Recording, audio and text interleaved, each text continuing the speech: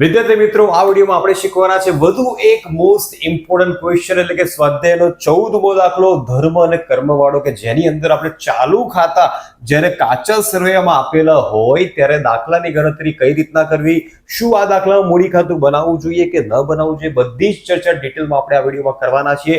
બિલકુલ પણ વચ્ચે વિડીયોને સ્કીપ ન કરતા, નહીં તો એવું પણ બની શકે છે કે ઇમ્પોર્ટન્ટ કોન્સેપ્ટ તમારો છૂટી જઈ શકે છે. માટે વિડીયોને એન્ડ સુધી જોતા રહેજો જેથી આખો ક્વેશ્ચન જે બોર્ડની પરીક્ષા માટે ખૂબ જ ઇમ્પોર્ટન્ટ છે હમણાં જ તમે લર્ન કરી શકો અને હમણાં જ વિડીયો જોતાની સાથે આખો ક્વેશ્ચન તમને આવડી પણ જશે. તો ચાલો શરૂ કરીએ.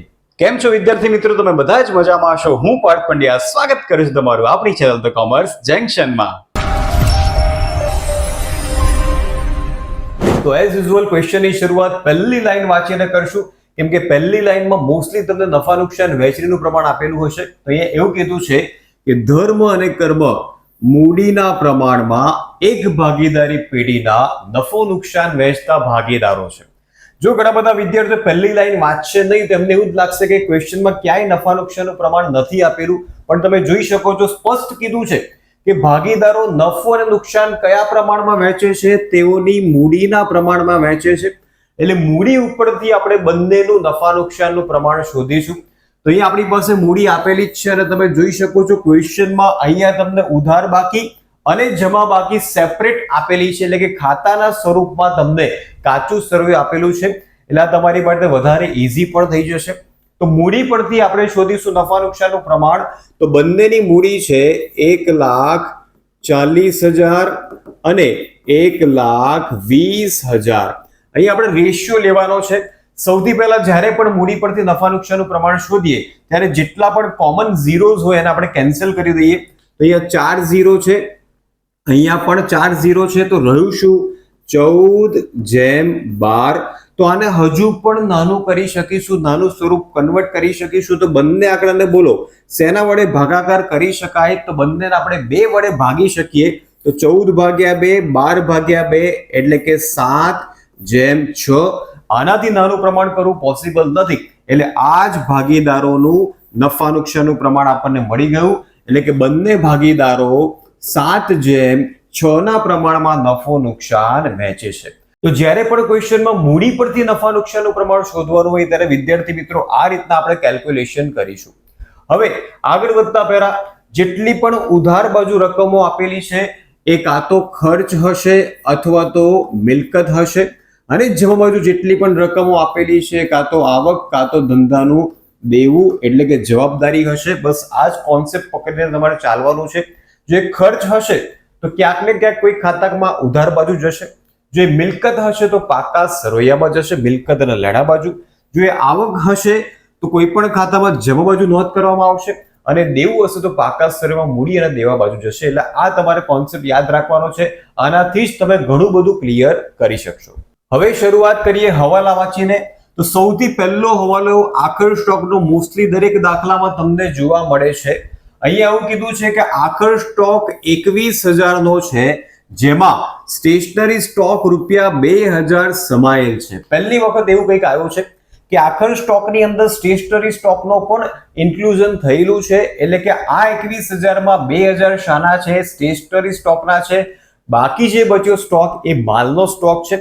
તો આપણે આખર સ્ટોકની અસર જ્યારે પણ આપીએ ત્યારે માલના સ્ટોકની અસર આપીએ છીએ, જેમાં સ્ટેશનરીનો સ્ટોક પણ 2,000 છે. તો આવા સંજોગોમાં શું કરવું ચાલો જોઈ લઈએ.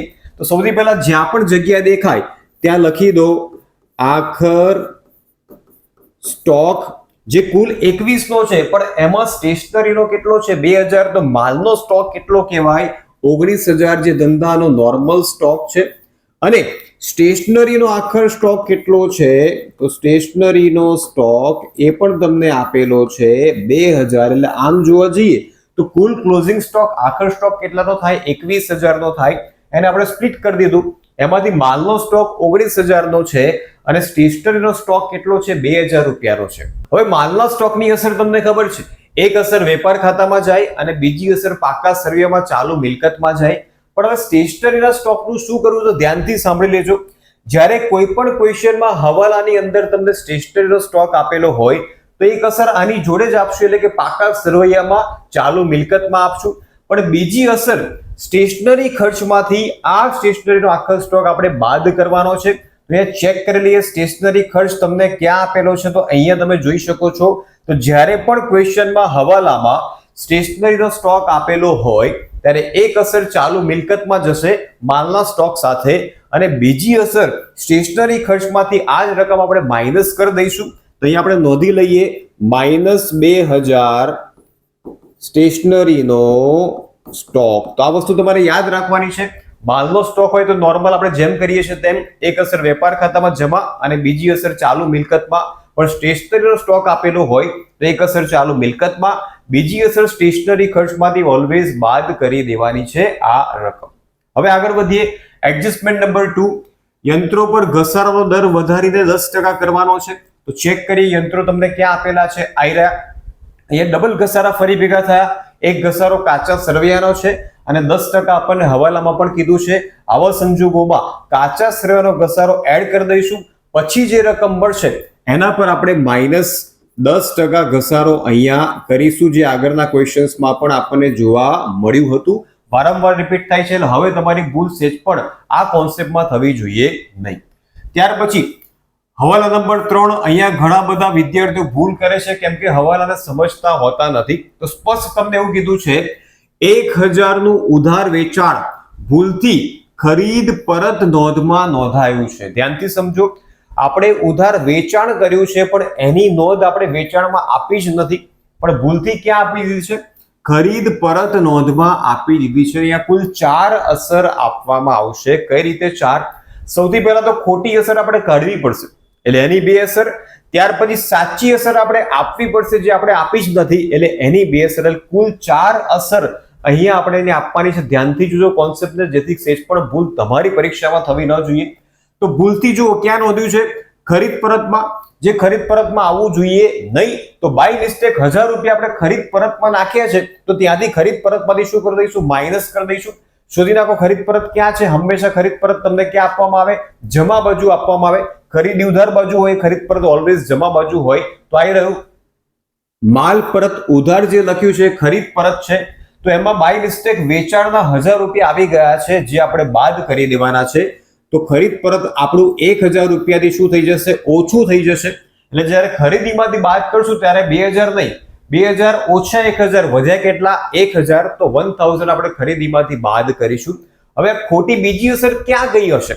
તો ખરીદ પરત જ્યારે પણ શબ્દ આવે ત્યારે લેણદારો શબ્દ પણ આવે, કેમ કે આપણે માલ ક્યાંથી ખરીદ્યો હોય? લેણદારો પાસેથી ખરીદ્યો હોય. એટલે બીજી અસર આપણે ક્યાં આપવી પડશે? લેણદારોમાં આપવી પડશે. ખરીદ પરત જ્યારે પણ ઘટે ત્યારે લેણદારો વધશે, કેમ કે ખરીદ પરત માલ ઓછો થયો એટલે લેણદારો શું થશે? વધશે. 1000 રૂપિયા આપણે લેણદારોમાં પ્લસ કરવાના છે. તો અહીંયાથી માઇનસ કર્યું.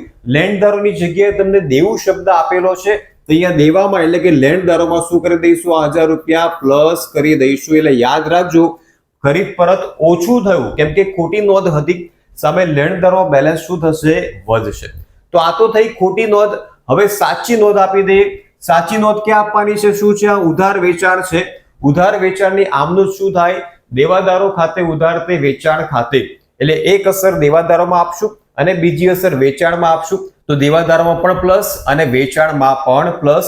દેવાદારો આપણને ક્યાં આપેલો હોય? મિલકત છે એટલે ઉધાર બાજુ દેવાદારોની રકમ આપેલી હશે. તો અહીંયા દેવાદારોની જગ્યાએ તમને લેણું શબ્દ આપેલો છે તો અહીંયા કરી દઈશું પ્લસ 1000 એટલે કે નહીં નોંધેલ વેચાણ, જેની નોંધ આપણે કરી જ નહોતી. બીજી અસર ક્યાં જશે? વેચાણ નોંધ્યું નથી તો સિમ્પલ લોજિક વેચાણની અંદર શું કરી દઈશું? પ્લસ કરી દઈશું. તો વિદ્યાર્થી મિત્રો આ હવાલાની અસર ખૂબ જ ઈઝી રીતે આપણે સમજી ગયા છે. ખોટી 2, સાચી 2, કુલ 4 અસર તમારે અહીંયા આપી દેવાની છે. હવે આગળ વધીએ. જાહેરાત ખર્ચનો 1/4 ભાગ આવતા વર્ષ ખાતે લઈ જવાનો છે એટલે કે નેક્સ્ટ યરમાં ટ્રાન્સફર કરવાનો છે. ખર્ચ ઓલવેઝ ઉધાર બાજુ જ હોય. તો શોધી નાખીએ જાહેરાત ખર્ચ આપણને ક્યાં આપેલો છે? તો અહીંયા આપેલો છે. આના 1/4 કરીએ એટલે કે 1/4 કરીએ તો કેટલા રૂપિયા થાય? 9000 રૂપિયા થાય. તો અહીંયા આવતા વર્ષે લઈ જવો હોય તો આ વર્ષમાંથી શું કરવું પડશે? માઇનસ કરવો પડશે. તો અહીંયા કરી દઈશું માઇનસ અગાઉથી ચૂકવેલ જાહેરાત ખર્ચ ₹9000, કેમ કે સ્પષ્ટ કીધું છે 1/4 ભાગ એટલે કે 1/4 રકમ નેક્સ્ટ યર લઈ જવાની છે, જેનો લાભ આપણને ક્યારે મળશે? આવતા વર્ષે મળશે. એટલે અહીં આપણે લખશું અગાઉથી ચૂકવેલ જાહેરાત ખર્ચ, અથવા તો તમે જાહેરાત ઉપલબ્ધ ખાતે પણ નોંધ આપી શકો છો. બંને પરીક્ષામાં તમારું સાચું પડશે. તો જેટલા પણ હવાલા તમને લિસ્ટમાં આપેલા હતા બધાની અસર આપી દીધી છે. વિદ્યાર્થી મિત્રો ફરી એકવાર કહીશ, આ ક્વેશ્ચન બહુ જ ઇમ્પોર્ટન્ટ છે. ઝીણી ઝીણી વસ્તુ તમને એવી આપેલી છે કે જે તમને નરી આંખે દેખાશે નહીં. એટલે એન્ડ સુધી વિડીયોને જોતા રહેજો, ક્વેશ્ચનને ડિટેલમાં સમજી લેજો, જેથી આની પ્રેક્ટિસ કરશો તો બોર્ડમાં તમને ફાયદો ચોક્કસથી થવાનો છે. હવે સૌથી પહેલા ઉધાર બાજુ ચેક કરી લઈએ કે ક્યાંય આપણને ગુપ્ત હવાલો આપે છે કે નહીં. તો એ જોઈ શકો છો, પગારની કૌંસમાં તમને ડેટ આપેલી છે 28/2/17 સુધીનો પગાર ચૂકવેલો છે. ઘણા બધા સ્ટુડન્ટ્સ કન્ફ્યુઝ અને ભૂલ કરતા હોય છે. તો જુઓ, નાણાકીય વર્ષ શરૂ ક્યારે થાય? એપ્રિલમાં. કમ્પ્લીટ ક્યારે થાય? માર્ચમાં. પણ આ પગાર ક્યાં સુધીનો છે? ફેબ્રુઆરી સુધીનો છે. એનો મતલબ એવો થયો કે 11 મહિનાનો પગાર ચૂકવાઈ ગયો છે, પણ 1 મહિનાનો પગાર ચૂકવવાનો બાકી છે. એટલે ઓબ્વિયસલી ચૂકવવાનો જ્યારે બાકી હોય ત્યારે શું કરવું પડશે? પ્લસ કરવું પડશે, એ રકમમાં ઉમેરો કરવો પડશે. પણ અહીંયા રકમ કઈ રીતના શોધવી? તો ઘણા બધા સ્ટુડન્ટ્સ અહીંયા 13,200 ભાગ્યા 12 કરતા હોય છે, તો બિલકુલ ન થાય. કેમ કે આ જે 13,200 અમાઉન્ટ છે 11 મહિનાની, જે સ્પષ્ટ અહીંયા લખેલું છે ફેબ્રુઆરી સુધીનો સેલરી છે. એટલે એપ્રિલ થી લઈને ફેબ્રુઆરી 11 મહિના થાય. તો આ 1 મહિનાની બાકી રકમ શોધવા માટે ભાગ્યા 12 નહીં, ભાગ્યા 11 કરશું. એટલે 13,200 ભાગ્યા 11 એટલે 1200 રૂપિયા પગાર ચૂકવવાનો કેવો કહેવાય? બાકી કહેવાય. તો અહીંયા ધ્યાન રાખજો, કૌંસમાં જે કંઈ પણ તારીખ આપેલી હોય એટલા મહિનાની ગણતરી કરીને જે તે રકમને એટલા મહિના વડે ભાગશો, એટલે તમને જે તે બાકી મહિનાની રકમ 1 મહિનાની મળી જશે. અહીંયા 1 મહિનાનો બાકી છે એટલે 1200 રૂપિયા આપણે પ્લસ કર્યા, ચૂકવવાનો બાકી છે. એ રીતે આગળ ચેક કરીએ, ક્યાંય તમને બીજો એવો એડજસ્ટમેન્ટ અહીંયા હિડન આપેલો નથી. જવાબ બાજુ ચેક કરીએ, નરી આંખે તમને જોવા નહીં મળે પણ એડજસ્ટમેન્ટ આપેલો છે, હિડન એડજસ્ટમેન્ટ, અને એ છે ધર્મની લોન. અહીંયા તમે જોઈ શકો છો, ધર્મ કોણ છે? તો ભાગીદાર છે. અને ભાગીદારની લોન ઉપર ઓલવેઝ 6% લેખે વ્યાજની ચૂકવણી કરવી પડે. તો ધર્મની લોન અહીંયા કેટલા રૂપિયા છે? 30,000 છે. તો 30,000 ના આપણે કરી દઈએ 6%. તો 30,000 ગુણ્યા 6% એટલે કે 6/100. એટલે કે આખા વર્ષનું વ્યાજ તમને કેટલું મળી જશે? 1800 રૂપિયા મળી જશે. 3×18 એટલે કે 1800 રૂપિયા. એટલે 1800 રૂપિયા વ્યાજ કેવું કહેવાય? ચૂકવવાનું બાકી કહેવાય. પણ એ અસર આપતા પહેલા એક બાજુ ચેક કરી લેવાનું ઉધાર બાજુમાં કે ક્યાંય તમને લોન પર વ્યાજ આપેલું છે. તો અહીંયા તમે જોઈ શકો છો, લોન પર વ્યાજ આપેલું છે.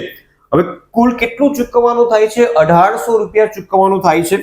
પણ અહીંયા તમને રકમ કેટલી આપેલી છે? 1200 આપેલી છે. એનો મતલબ સિમ્પલ થયો કે 600 રૂપિયા ચૂકવવાનું કેવું છે? બાકી છે. એટલે અહીંયા લખી દઈશું આપણે પ્લસ 600 ચૂકવવાનું બાકી. તો વિદ્યાર્થી મિત્રો ધ્યાન રાખજો, જ્યારે પણ આપણે આ રીતના વ્યાજ શોધીએ ત્યારે પૂરેપૂરી રકમ ચૂકવવાની બાકી નહીં લખી દેવાની.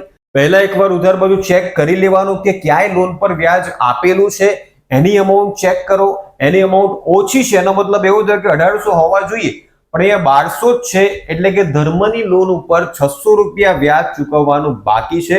એટલે અહીંયા અસર માત્ર 600 ની આપવામાં આવશે, પૂરેપૂરા 1800 ની આપવામાં આવશે નહીં. તો નાની નાની વસ્તુ જે દાખલામાં ઇમ્પોર્ટન્ટ હતી આપણે સમજી લીધી છે. અને હવે વાત કરીએ ચાલુ ખાતાની. અહીંયા તમે જોઈ શકો છો, ઉધાર બાજુમાં અને જમા બાજુમાં તમને ચાલુ ખાતું આપેલું છે. તો વિદ્યાર્થી મિત્રો, જ્યારે પણ કોઈ પણ ક્વેશ્ચનમાં કાચા સરવૈયામાં તમને ચાલુ ખાતા આપેલા હોય, એ ઉધાર બાજુ હોય કે જમા બાજુ હોય, જ્યાં પણ હોય પણ આપેલા હોય, એવા સંજોગોમાં તમારે એ દાખલામાં મૂડી ખાતું બનાવવાનું નથી. મૂડી ખાતાની જગ્યાએ આપણે બનાવશું ચાલુ ખાતું. એટલે સેમ એ જ રીતના ખાના તૈયાર કરવાના છે, પણ મૂડી ખાતાની જગ્યાએ શું બનાવશું? ચાલુ ખાતું. અને જે કંઈ પણ ભાગીદારોની મૂડી આપેલી છે, સીધી આ જ અમાઉન્ટ પાકા શ્રેયમાં તમારે ટ્રાન્સફર કરી દેવાની છે. એમાં કોઈ પણ પ્રકારનો ચેન્જ નહીં થાય. શા માટે? કેમ કે આ પેઢી સ્થિર મૂડી ખાતાની પદ્ધતિ ફોલો કરે છે, અને સ્થિર મૂડી ખાતાની પદ્ધતિમાં ભાગીદારોની મૂડી ઓલવેઝ કેવી રહે? સ્થિર. અને મૂડીને સ્થિર રાખવા માટે એક વધારાનું ખાતું તૈયાર કરશું, જેનું નામ છે ચાલુ ખાતું. આપણે પહેલા ચેપ્ટરમાં ડિટેલમાં શીખ્યા છે કે મૂડીને સ્થિર રાખવાની હોવાથી ચાલુ ખાતું પેઢીની અંદર ખોલવામાં આવશે. તો અહીંયા ધર્મ અને કર્મનું ચાલુ ખાતું અલગ અલગ જગ્યાએ બેલેન્સ આપેલું છે. તો ઉધાર બાજુમાં જે બેલેન્સ આપ્યું છે ચાલુ ખાતામાં ઉધાર બાજુ જશે, જમા બાજુમાં જે બેલેન્સ આપેલું છે ચાલુ ખાતામાં જમા બાજુ લખવામાં આવશે બાકી આગળ લાવ્યા. તો ચેક કરી લઈએ ફટાફટ કયા કયા ખાતા તૈયાર કરવાના છે. સૌથી પહેલા એઝ યુઝ્યુઅલ આપણે વેપાર ખાતું બનાવશું, ત્યાર પછી નફા નુકસાન ખાતું એઝ યુઝ્યુઅલ, ત્યાર પછી નફા નુકસાન ફાળવણી ખાતું અને મૂડી ખાતાની જગ્યાએ બનાવશું ચાલુ ખાતા. બંને બાજુ આવશે બાકી આગળ લાવ્યા, કેમ કે એકની રકમ તમને ઉધાર બાજુ આપેલી છે અને એકની રકમ જમા, એટલે કે એકનું બેલેન્સ ઉધાર છે એકનું બેલેન્સ જમા છે, માટે અહીંયા તમારે બંને બાજુ બાકી આગળ લાવ્યા લખવું પડશે. એઝ યુઝ્યુઅલ પાકા સર્વેની અંદર મૂડી આવશે ધર્મ કર્મ, 2 લાઈન સ્કીપ, બિનચાલુ જવાબદારીઓ 2 લાઈન સ્કીપ, છેલ્લે ચાલુ જવાબદારીઓ, હાફ પેજ બિનચાલુ મિલકતો માટે અને હાફ પેજ ચાલુ મિલકતો માટે. આ રીતના આપણે ખાતા તૈયાર કરવાના છે, પાકું સર્વે તૈયાર કરી દેવાનું છે. ચાલો હવે ફટાફટ આખલાની શરૂઆત કરી દઈએ અને બધી જ અસર 1 બાય 1 આપતા જઈએ. હવે આ એક પણ હવાલો જોવાની જરૂર નથી, બધી જ ટીક અસર આપણે અહીંયા આપી દીધી છે, એ પ્રમાણે આપણે દાખલાની શરૂઆત કરી દઈએ. તો ફટાફટ તૈયાર થઈ જાઓ. હવે આખો દાખલો આપણે સોલ્વ કરવાના છે. બિલકુલ હવે તો વિડીયોને સ્કીપ કરતા જ નહીં, જેથી કોઈ પણ કોન્સેપ્ટ તમારો છૂટી જવો જોઈએ નહીં. અને હવે વિડીયો જોતા જોતા તમારે સાથે એ પણ મગજમાં વિચારવાનું છે કે કોની અસર ક્યાં જશે, અને એ પ્રમાણે હું અહીંયા અસર આપતો જઈશ. હજી પણ ઘણા બધા વિદ્યાર્થીઓ એવા હશે કે જે સબસ્ક્રાઇબ કર્યા વગર જ વિડીયો જોઈ રહ્યા હશે. તો વિદ્યાર્થીઓને વિનંતી કરું છું કે ડેઈલી કમ્પ્લીટ અપડેટ માટે અને કોન્સેપ્ચ્યુઅલ ક્લેરિટી માટે હમણાં જ આપણી ચેનલ સબસ્ક્રાઇબ કરી દો. અને આપણી વોટ્સએપ ચેનલ અને ઇન્સ્ટાગ્રામ પેજની લિંક નીચે ડિસ્ક્રિપ્શનમાં આપેલી છે, એના ઉપર પણ ક્લિક કરીને ડેઈલી અપડેટ્સ માટે વોટ્સએપ ચેનલ અને ઇન્સ્ટાગ્રામ પેજને હમણાં જ ફોલો કરી દો. અહીં અમાઉન્ટ તમને ઉધાર અને જમા બાજુ આપેલી છે, તમે અહીંયાથી પણ દાખલાની શરૂઆત કરી શકો છો અને જમા બાજુથી પણ દાખલાની શરૂઆત કરી શકો છો. પણ બંને સાથે ન કરતા, એવું કરવાથી ક્યાંક જો એકાદ અમાઉન્ટ મિસ થઈ ગઈ તો દાખલો ખોટો થશે, એટલે કે સરવાળો મેચ થશે નહીં. માટે અહીંયા આપણે શરૂઆત કરીશું ઉધાર બાજુથી. તમે જમા બાજુથી પણ શરૂઆત કરી શકો છો, પણ હું ઉધાર બાજુથી શરૂઆત કરું છું. ઉધાર બાજુમાં સૌથી પહેલા જુઓ શું આપેલું છે, ઉપાડ. ઉપાડની અસર આપણે મૂડી ખાતામાં ઉધાર બાજુ આપતા હતા, એની જગ્યાએ એ જ જગ્યા પણ કયા ખાતે જશે, ચાલુ ખાતે ઉધાર બાજુ અસર આપવામાં આવશે. તો ધર્મનો ઉપાડ 7,500 અને કર્મનો ઉપાડ 5,000. તો આપણે અસર આપી દઈએ ચાલુ ખાતાની ઉધાર બાજુ. અહીંયા લખી દઈશું ઉપાડ ખાતે 7,500 અને 5,000. હવે આ દાખલામાં ઉપાડ ઉપર વ્યાજનો કોઈ પણ હવાલો તમને આપેલો નથી, એટલે વ્યાજની કોઈ અસર ક્વેશ્ચનમાં આપવામાં આવશે નહીં. હવે આવી શરૂઆતનો સ્ટોક. શરૂનો સ્ટોક ઓલવેઝ વેપાર ખાતાની ઉધાર બાજુ જ નોંધાય. તો શરૂઆતનો સ્ટોક નોંધી લઈએ 15,000. વેપાર ખાતાની ઉધાર બાજુ શરૂનો સ્ટોક ₹15,000. હવે આગળ વધીએ, ક્વેશ્ચનમાં પાછા આવી જઈએ. શરૂનો સ્ટોક પછી તમને આપેલું છે ખરીદી. ખરીદીમાંથી જુઓ હંમેશા ખરીદ પરત શું થાય, બાદ થાય, એટલે આ તમારે અંદરની બાજુ લખવું પડશે. સાથે સાથે અહીંયા ખરીદ પરતમાં હવાલો પણ છે, એટલે 2,000 ની જગ્યાએ આપણે માત્ર 1,000 ખરીદીમાંથી બાદ કરશું. સૌથી પહેલા ખરીદીની રકમ નોંધી લઈએ 80,000 રૂપિયા. વેપાર ખાતામાં ઉધાર બાજુ ખરીદી 80,000 માઇનસ ખરીદ પરત 1,000 રૂપિયા આપણે બાદ કરીશું. કેમ? કેમ કે ખરીદ પરત હતું 2,000, પણ એમાંથી આપણે ખોટી નોંધ દૂર કરી 1,000 રૂપિયા માઇનસ કર્યા, એટલે ખરીદ પરત કેટલું રહેશે, 1,000 રૂપિયા રહેશે. હવે ચેક કરી લઈએ કે ક્વેશ્ચનમાં જમા બાજુ અન્ય રીતના ગયેલ માલની કોઈ પણ અમાઉન્ટ આપેલી છે, તો ક્વેશ્ચનમાં કોઈ રકમ આપેલી નથી. આ પણ ચેક કરવું જરૂરી છે, જેથી પાછળથી તમને મળે અને ચેક થયા કરતા બેટર છે કે પહેલેથી આપણે ચેક કરી લઈશું. 80,000 ઓછા 1,000 બહારના ખાનામાં જશે 79,000, 79,000. ત્યાર પછી માલ પરત જમા. માલ પરત જમા એટલે શું કહેવાય, વેચાણ પરત તમને આપેલું છે અને વેચાણ પરત કેટલું છે, 3,000. વેચાણ પરત ઓલવેઝ વેચાણમાંથી બાદ થાય, એટલે સૌથી પહેલા આપણે વેચાણ લખી દઈએ, એમાં નહીં નોંધેલ વેચાણ પ્લસ કરી દઈએ અને 3,000 વેચાણ પરત આપણે બાદ કરી દઈએ. આપણે લખેલું જ છે વેચાણ કુલ 1,20,000 નું છે, જેમાં 1,000 રૂપિયા નોંધ્યું નતું એની અસર આપશું. અને એમાંથી વેચાણ પરત બાદ કરી દઈશું 3000 રૂપિયા. તો સૌથી પહેલા લખી દઈએ વેચાણ વેપાર ખાતામાં જમા બાજુ અંદરના ખાનામાં 1,20,000 પ્લસ નહીં નોંધેલ રૂપિયા 1,000 એટલે કુલ રકમ તમને મળશે અહીંયા 1,21,000 માઇનસ વેચાણ પરત જે ક્વેશ્ચનમાં તમને આપેલું છે ઉધાર બાજુ 3000 એટલે બહારના ખાનામાં જશે 1,18,000. હવે પાછા આવી જઈએ ક્વેશ્ચનમાં. એક સાથે આપણે બે એન્ટ્રી આપી દીધી છે વેચાણની અને વેચાણ પરતની. ત્યાર પછી આવ્યું લેણું. લેણું એટલે કે દેવાદારો અને આ દેવાદારોમાં નહીં નોંધેલ વેચાણ પ્લસ કરવાનું છે તો એની પણ અસર સાથે આપી દઈશું. લેણું જશે ઓલવેઝ ચાલુ મિલકતની અંદર 27,400. લેણું લખશો તો પણ ચાલશે, દેવાદારો લખશો તો પણ ચાલશે. તો દેવાદારો 27,400 પ્લસ નહીં નોંધેલ 1,000 એટલે બહારના ખાનામાં જશે 28,400. અહીંયા ક્વેશ્ચનમાં ક્યાંય તમને ગાલખાત કે ગાલખાત અનામતની વાત કરવામાં નથી આવી એટલે આપણે હવાલામાં નથી એટલે બાદ કરી નથી. આગળ વધીએ પગાર. પગાર ધંધાનો ખર્ચ છે એટલે નફા નુકસાન ખાતામાં ઉધાર બાજુ જશે 13,200. એની અંદર 1,200 રૂપિયા આપણે શું કરવાના છે પ્લસ કરી દેવાના છે.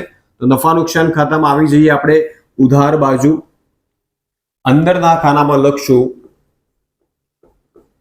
પગાર 13,200 પ્લસ એક મહિનાનો ચૂકવવાનો બાકી હતો તો ચૂકવવાનો બાકી 1,200 રૂપિયા એટલે બહારના ખાનામાં 14,400. હવે ચૂકવવાનો બાકી છે એટલે તરત જ એની બીજી અસર આપણે આપી દઈએ. ચૂકવવાનો બાકી એટલે ધંધા માટે જવાબદારી કહેવાય એટલે પાકા સરવૈયામાં ચાલુ જવાબદારીની અંદર લખી દઈએ ચૂકવવાનો બાકી પગાર 1,200. બીજી અસર તરત જ આપજો. જો એક અસર આપવાની રહી જશે તો પાકા સરવૈયાનો સરવાળો મેચ થશે નહીં, નફા બધા ખોટા આવશે, માટે તરત જ બીજી અસર આપી દેવાની. હવે આવ્યા યંત્રો.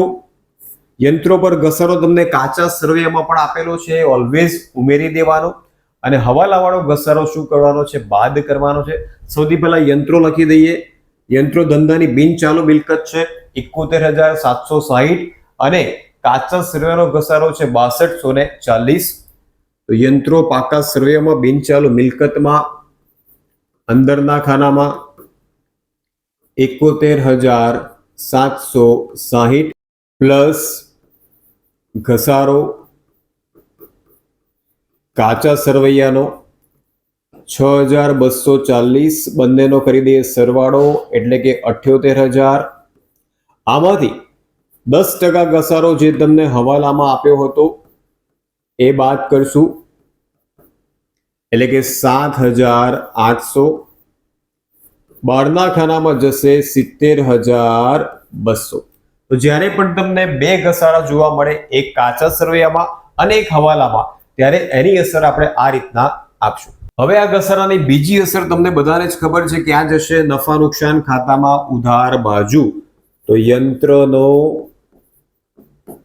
ઘસારો 7,800. આગળ વધીએ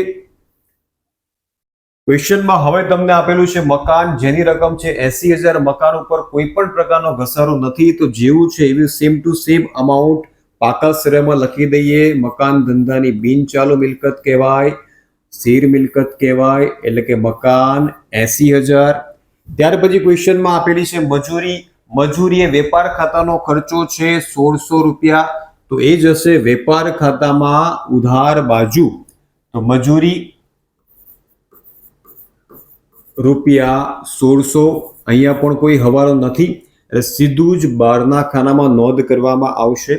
ત્યાર પછી વીમા પ્રીમિયમ અને આપેલ વટાવ આ બંને પણ ધંધા માટે ખર્ચ છે. આ બંનેની અસર ક્યાં આવશે નફા નુકસાન ખાતામાં ઉધાર બાજુ. તો વીમા પ્રીમિયમ 1,800 રૂપિયા અને આપેલ વટાવ 3200 રૂપિયા. બંનેની અસર નફા નુકસાન ખાતામાં ઉધાર બાજુ 1800 અને 3200. અહીંયા લખી દઈએ વીમા પ્રીમિયમ અને આપેલ વટાવ. બંને અસર આપણે આપી દીધી છે નફા નુકસાન ખાતામાં ઉધાર બાજુ. ત્યાર પછી છે લોન પર વ્યાજ. લોન પર વ્યાજ ધંધાનો નાણાકીય ખર્ચ કહેવાય, એટલે એની અસર પણ ક્યાં જશે? નફા નુકસાન ખાતામાં ઉધાર બાજુ. અંદરના ખાનામાં લખશું 1200 અને 600 રૂપિયા ચૂકવવાનું બાકી વ્યાજ છે, એટલે એની પણ અસર આપણે ત્યાં જ આપી દઈશું. તો ફરીથી આપણે આવી ગયા છે નફા નુકસાન ખાતામાં. લોન પર વ્યાજ 1200 પ્લસ ચૂકવવાનું બાકી 600, એટલે બહારના ખાનામાં જશે 1800. હવે ચૂકવવાનું બાકી છે એટલે સેમ ટુ સેમ પગારની જેમ બીજી અસર આપણે ક્યાં આપશું? પાકા સરવૈયામાં ચાલુ જવાબદારીમાં ચૂકવવાનું બાકી લોન પર વ્યાજ 600 રૂપિયા. પાછા ક્વેશ્ચનમાં આવી જઈએ, આગળ વધીએ. શું કીધું છે? ફર્નિચર 87,000 રૂપિયા. અહીંયા પણ કોઈ પણ પ્રકારનો ઘસારો નથી. ફર્નિચર ધંધાની બિન ચાલુ મિલકત કહેવાય, તો લખી દઈએ આપણે અહીંયા પાકા સરવૈયામાં મિલકત લેણા બાજુ ફર્નિચર 87,000. હવે આવ્યું સ્ટેશનરી ખર્ચ. સ્ટેશનરી ખર્ચમાંથી રૂપિયા 2000 સ્ટોકના માઇનસ કરવાના છે. સ્ટેશનરી ખર્ચ ધંધાનો રેગ્યુલર નોર્મલ ખર્ચ છે, એટલે નફા નુકસાન ખાતામાં ઉધાર બાજુ અંદરના ખાનામાં સ્ટેશનરી ખર્ચ 7000 ઓછા સ્ટેશનરીનો સ્ટોક 2000 રૂપિયા બાદ કરશો. એનો મતલબ કે વર્ષ દરમિયાન રૂપિયા 5000 ની સ્ટેશનરીનો ધંધામાં ઉપયોગ કર્યો છે તેમ કહેવાય. હવે અહીંયા સ્ટેશનરીનો સ્ટોક જેની બીજી અસર આપણે ક્યાં આપવાની છે? મિલકત લેણામાં આપવાની છે, જે આપણે નોંધ કરેલી છે ત્યારે આપણે આપી દઈશું આખર સ્ટોકની જોડે જોડે. આગળ વધીએ. હવે જાહેરાત ખર્ચ 36000. આ પણ ધંધાનો ખર્ચ છે, એટલે નફા નુકસાન ખાતાની ઉધાર બાજુ લખશું 36000, જેમાંથી અગાઉથી ચૂકવેલ બાદ કરવાનો છે. તો જાહેરાત ખર્ચ અંદરના ખાનામાં 36000 માઇનસ અગાઉથી ચૂકવેલ 9000, એટલે બહારના ખાનામાં જશે રૂપિયા 27000. અગાઉથી ચૂકવેલ છે એટલે ભવિષ્યમાં તમારે ફરીથી ચૂકવવું પડશે નહીં, લાભ લેવાનો છે, એટલે ધંધા માટે કહેવાશે ચાલુ મિલકત. તો પાકા સરવૈયામાં આવી જઈએ. ચાલુ મિલકતમાં લખી દઈએ અગાઉથી ચૂકવેલ જાહેરાત ખર્ચ રૂપિયા 9000. હવે આગળ વધીએ. ક્વેશ્ચનમાં તમને આપેલું છે રોકડ સિલક 51200. રોકડ સિલક એટલે ધંધાની ચાલુ મિલકત. તો ફરી પાકા સરવૈયામાં લખી દઈએ રોકડ સિલક રૂપિયા 51200. ચાલુ ખાતું ધર્મ યાદ રાખજો, જેની રકમ તમને ઉધાર બાજુ આપેલી હોય એની રકમ ઉધાર બાજુ નોંધશું ચાલુ ખાતામાં, જેની જમા બાજુ આપેલી એની જમામાં લખશું. બંનેની ઉધાર હોય તો બંનેની ઉધાર આવશે, બંનેની જમા હોય તો બંનેની જમા બાજુ અસર આવશે. અહીંયા ધર્મની રકમ ઉધાર બાજુ છે 17000, તો ચાલુ ખાતામાં ધર્મના ખાનામાં ઉધાર બાજુ લખશું 17000 અને કર્મમાં ડેશ, કેમ કે કર્મની રકમ જમા બાજુ આપેલી છે, એટલે બાકી આગળ લાવ્યામાં ધર્મમાં કેટલા રૂપિયા આવી ગયા? 17000 રૂપિયા. હવે ઉધાર બાજુ જેટલી પણ અસર હતી કાચા સરવૈયાની બધી જ આપણે 1 by 1 ઇઝીલી આપી દીધી છે. હવે આપણે જઈએ જમા બાજુ. સૌથી પહેલા તમને મૂડી આપેલી છે ધર્મ અને કર્મ. યાદ રાખજો, જ્યારે પેઢી સ્થિર મૂડી ખાતાની પદ્ધતિ ફોલો કરતી હોય ત્યારે મૂડી ખાતું બનાવશું નહીં. મૂડીની રકમ સીધી જ કાચા સરવૈયામાંથી ડાયરેક્ટ પાકા સરવૈયામાં લખી દો. 1,40,000 અને 1,20,000 આપણે મૂડીનું કોલમ બનાવેલું જ છે. ધર્મની મૂડી 1,40,000 અને કર્મની મૂડી 1,20,000. બહારના ખાનામાં 2,60,000. તો જ્યારે પણ ચાલુ ખાતું બનાવેલું હોય ત્યારે મૂડીની રકમ જે કંઈ પણ આપેલી બેઠી લખી દેવાની છે, એમાં કોઈ પણ પ્રકારનો ચેન્જ તમને જોવા મળશે નહીં. મૂડી પછી વેચાણ, જેની અસર આપણે આપી દીધી છે. ત્યાર પછી માલ પરત ઉધાર એટલે કે ખરીદ પરત, એની પણ અસર આપણે આપી દીધી છે. ત્યાર પછી આવ્યું દેવું. દેવું એટલે કે લેણદારો કેટલા છે? 79,000. દેવું ક્યાં નોંધાય? ચાલુ જવાબદારીમાં નોંધાય. તો અહીંયા લખી દઈએ લેણદારો 79,000. અહીંયા પ્લસ કરવાનું છે ખોટી નોંધ જે ખરીદ પરતની હતી, ઉમેરી દઈશું એટલે બહારના ખાનામાં લેણદારો થઈ જશે 80,000. ખરીદ પરત ઘટ્યું અને લેણદારો વધ્યા. ત્યાર પછી છે મજૂરીના બાકી દેવા. પહેલા પણ આપણે આગળના વિડીયોઝમાં સમજ્યા છીએ કે જ્યારે ચૂકવવાનું બાકી અથવા તો બાકી દેવા તમને કાચા શ્રેયમાં આપેલો હોય ત્યારે હંમેશા એક જ અસર આવશે. કાચામાંથી સીધી પાક્કા શ્રેયમાં જશે અને બાકી છે એટલે કે ચૂકવવાનું બાકી, જેની અસર ક્યાં જશે? ચાલુ જવાબદારીમાં જશે. ધંધા માટે જવાબદારી છે માટે તો 700 રૂપિયા ચાલુ જવાબદારીમાં મજૂરીના બાકી દેવા 700. બાકી દેવા એટલે કે ચૂકવવાની બાકી મજૂરી, એની નોંધ ચાલુ જવાબદારીમાં આપણે કરી લીધી. આગળ વધીએ. ત્યાર પછી આવી ધર્મની લોન. લોન પર વ્યાજનો એડજસ્ટમેન્ટ આપણે ઓલરેડી આપી દીધો છે. કોઈ પણ પ્રકારમાં ધંધામાં લોન દેખાય, લીધેલી લોન જવા બાજુ ઓલવેઝ ક્યાં એની અસર જશે? પાકા સરવૈયામાં, બિનચાલુ જવાબદારીમાં. ધર્મની લોન ₹30,000. આગળ ક્વેશ્ચનમાં તમને આપેલું છે મળેલ વટાવ. મળેલ વટાવ ધંધા માટે શું કહેવાય? આવક. આપેલ વટાવ ખર્ચ કહેવાય. મળેલ વટાવ ધંધા માટે આવક કહેવાય, જેની અસર જશે નફા નુકસાન ખાતામાં. જમા બાજુ મળેલ વટાવ 6600 રૂપિયા.